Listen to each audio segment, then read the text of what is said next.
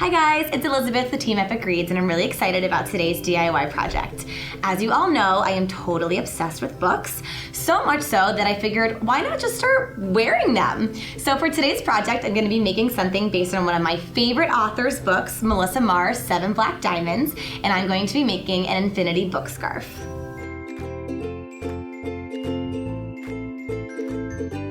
For today's project, you are going to need an iron. Now, a couple of things to note with the iron. You want to make sure that there's no water in it and that you have the steam setting turned off. And you're going to be wanting to be on pretty high heat for this.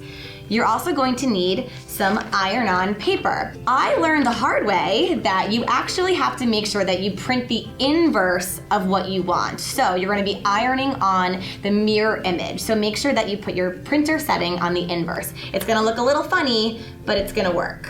You're also going to need a basic sewing kit, some scissors, a pencil to mark your fabric or some pins, and a fabric of the color of your choosing. You're gonna wanna go with a lighter fabric so that your words show nice and bright. I went with this light purple to match the cover, and I recommend going with a jersey cotton. Lastly, you're gonna need a pillowcase or something to protect your flat surface table. Your first step is to print out the excerpt that you wanna wear on your infinity scarf. I went with chapters 1 and 2, which was about 12 to 16 pages.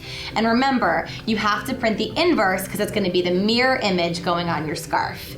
And one other tip is that you should also be using an inkjet printer, not a laser printer. Another thing I learned the hard way.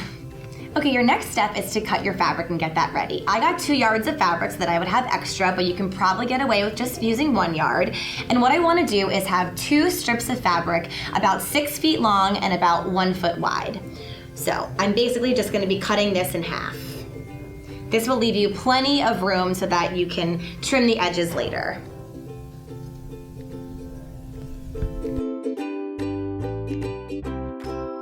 Okay, your next step is your ironing. So, full disclosure here, apparently you're not supposed to iron in an office building. I am not actually going to be using the iron on because I will get in a lot of trouble, and I really want to keep my job because I love my job. So I did the ironing part at home, but I'm gonna walk you through exactly what you should be doing. So go ahead and set your iron on the highest heat setting for cotton, and then let it warm up before you get started. While your iron is heating up, you can go ahead and line up your paper on the top of your fabric, making sure that you leave plenty of room on all the sides for trimming later on. Line it up and smooth it out. So once you have your fabric nice and smooth and your paper lined up and your iron is heated up, you're going to do a couple of simple steps. You're going to start by going back and forth, pressing really, really hard and going very slowly. Back and forth. After you've gone back and forth several times, again, pressing very, very hard, then you're gonna do the same thing going up and down in the other direction. Make sure to press hard and really focus on the corners. Okay, so once you have ironed on your first sheet and you have really focused on hitting the corners to make sure that they are really, really, really glued down, go ahead and line up the rest of your paper to line up with that first paper and iron all the way down the strip. Do that twice so that on both strips of your fabric you have about 6 sheets of paper. So that's 12 in total is what I went with. Again, about 6 feet long. Once you have all of your sheets ironed on, go ahead and turn off that iron. Mine was never on to begin with. Again, didn't actually use it. And then go ahead and let it cool. You want to let it cool for at least 5 minutes to make sure that that has had time to settle. Once both pieces of fabric are cooled, you're going to go ahead and peel off the backing of the pieces of paper. Now this you have to be very, very careful because you don't want it to rip, and you also want to make sure that the entire design has been transferred on. So I'm going to start in the corner, and I'm just going to very carefully start to peel back the paper. The book is appearing right before my eyes. Yay! Perfect. So now you can go ahead and peel off all of the transfer paper. So now I have my beautiful book printed out on my 2 strips of fabric, and it looks amazing. So the next step is to get ready to sew. I am just gonna go ahead and trim the edges of my fabric because I had a lot of extra just for safety. So I'm gonna trim the edges so that I have about a 1/2 inch to 1 inch on all the sides. Okay, now you're ready to start sewing. So once you have your 2 strips ready to go, we're just gonna make sure that this is lined up correctly before we actually start to sew.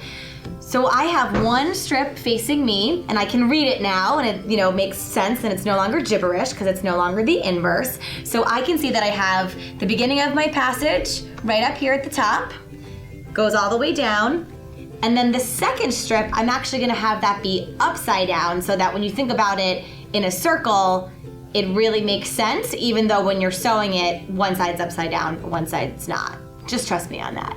Then you have to make sure that you are putting the 2 insides together because you're gonna be sewing this from the inside out. So I'm gonna put the words on top of each other and I'm gonna line those up. And then if you need to trim any more just to make it even, you can go ahead and do that now.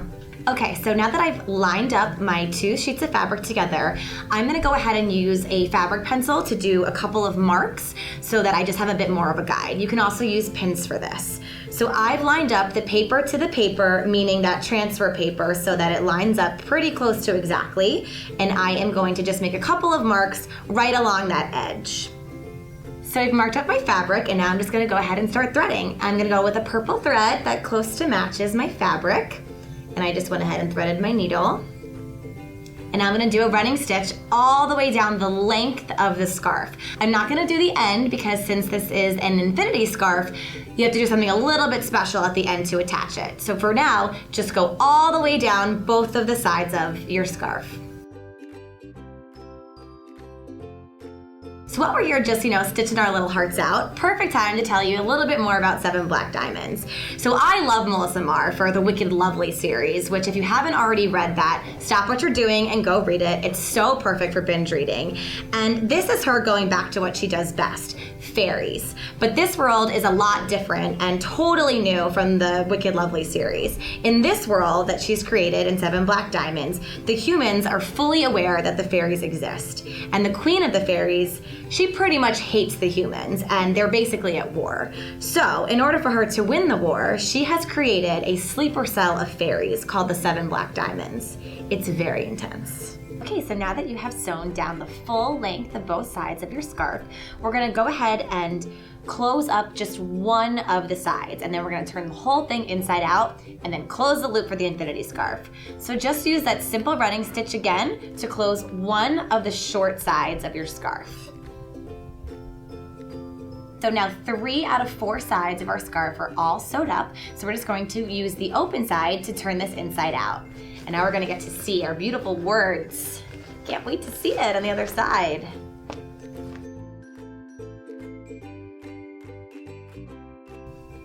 Yay, a book on a scarf. So now we are up to our final step, which is just closing the loop to make this an infinity scarf. Now these stitches might be a little bit more visible than the other ones because now we're working on the outside of the scarf, but that's okay because you can always put this part in the back of your neck. And when you twist it around like an infinity scarf, you're not really gonna see it anyway. So the only difference here is that instead of doing the running stitch, we're gonna be making a little bit of a loop. I will walk you through it. So I'm just gonna go into my corner, and I'm gonna try to be as close to the seam as possible, and I'm simply going to loop it around and around and around.